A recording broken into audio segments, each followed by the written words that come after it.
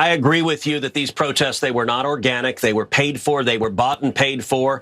You and I talked about before how George Soros, there's real evidence that George Soros is paying for it. I talked about on my podcast, Verdict with Ted Cruz. I laid out the receipts, how Soros's foundation has given over $3 million to Indivisible, one of the key organizers of these protests. I think in many ways they're AstroTurf.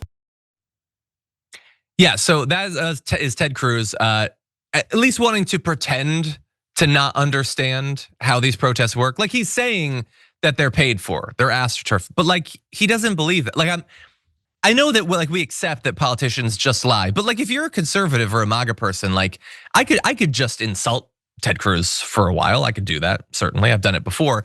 But like, can we just be real with each other? He doesn't think that. Now, like I don't think that he cares that 7 million people came out against Donald Trump. I don't think that he's gonna change as a result of that, but he definitely does not think that they were paid. I was at the protest. Do you think that I received a check? Many of the people watching this were at the protests. Where's our money? And like he thinks that he's gonna imply that the 7 million people are only there because it's AstroTurf or whatever, and then say that money was given to Indivisible, which I'm sure that if you dig into that isn't even true, but let's say that it is. Let's say that the organization that set up the website or whatever received funding. Who the hell cares? 7 million people used it. You could set up whatever website you want.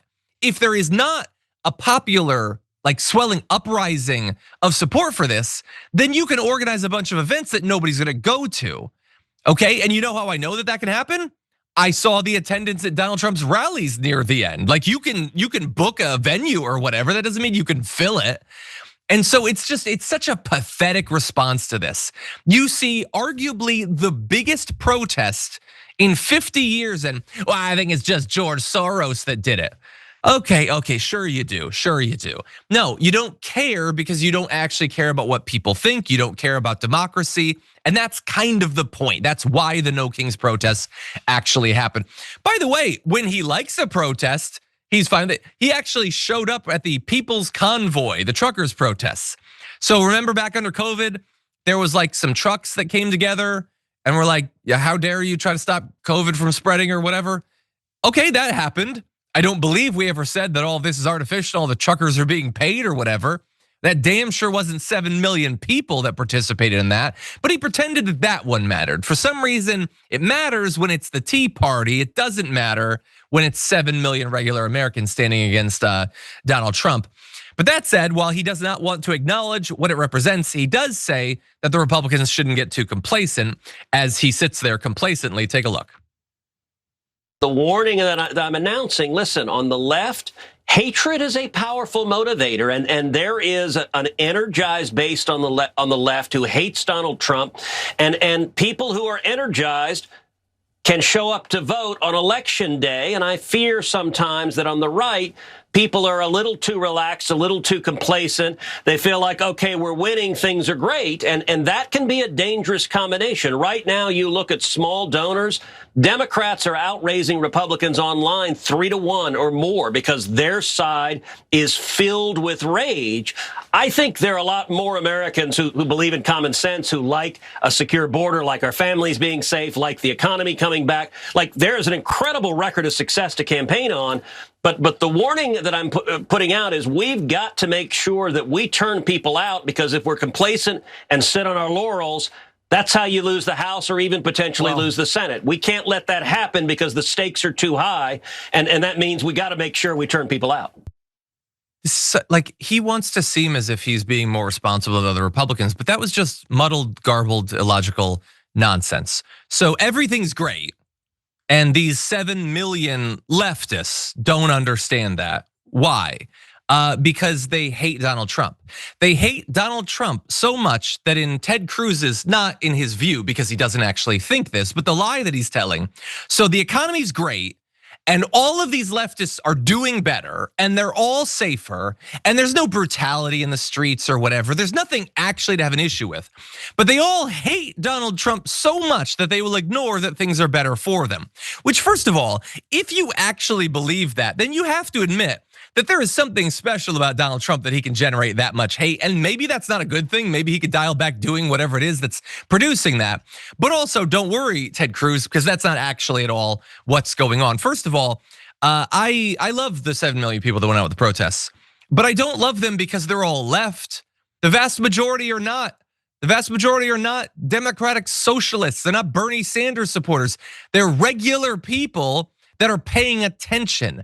That's how you get 7 million people in the streets. I would love for Bernie Sanders to give a speech and have 7 million people. And granted, he had big rally, attendances. I was at the LA, the Fighting Oligarchy tour, but he's not drawing 7 million people for that. 7 million people stand up when they are paying attention and see how terrible things are. And by the way, Ted Cruz, if it's just the left, why has Donald Trump lost so much ground with independent voters? Why? Are they just driven by hatred of Donald Trump? Or is it that they are actually paying attention to what ICE is doing? They're actually paying attention to what's going on with the military. They're paying attention to the cutting of Medicaid. They're paying attention to what's going on with tariffs, the state of the economy, absent the stock market. Again, you want to seem as if you're being responsible, but I feel like it's just a more verbose way of sticking your head in the ground. But what do you think, Sharon? Yeah, he's sticking his head in the ground, but he's also a very dangerous guy. Ted Cruz went to the Princeton School of Public and International Affairs, and their curriculum talks about teaching about public democracy and protest and all these things. He went to Harvard, and yet he's bloviating and telling lies about people dressed as bananas and sharks and holding depictions of Donald Trump in diapers with brown stains. It's just stupid. And yet he has an audience. There, I saw that, John. I mean, the balloon showed that, and I believe it's an accurate depiction. He wants you to believe that this is what's going on. And the sad part is he has an audience. Yes, even Ted Cruz still has an audience that listens to him and will ignore the 7 million plus and growing. It's really growing people who take to the streets and say, I don't know about nothing except no kings, okay? I'm done with this guy dictating to us, harming us. That's really all they're saying. And he's saying, nah. He's attacking bananas and baby shark. It's just stupid. Yeah. I will say I'm against baby shark. My daughter has started listening to those videos a little bit, and so annoying. You can get sick of those real fast if you're not a toddler. But yeah, it was 5 million people in June. It was 7 million now. Will it be 9 million in, I don't know, February? I don't know, maybe not. All I can say is I will be there. And I think a lot of people will. Not because they're deranged, but because they're paying attention. And you can see it in the polls. We're not gonna do the polls today. I think we'll probably bring them on tomorrow's show.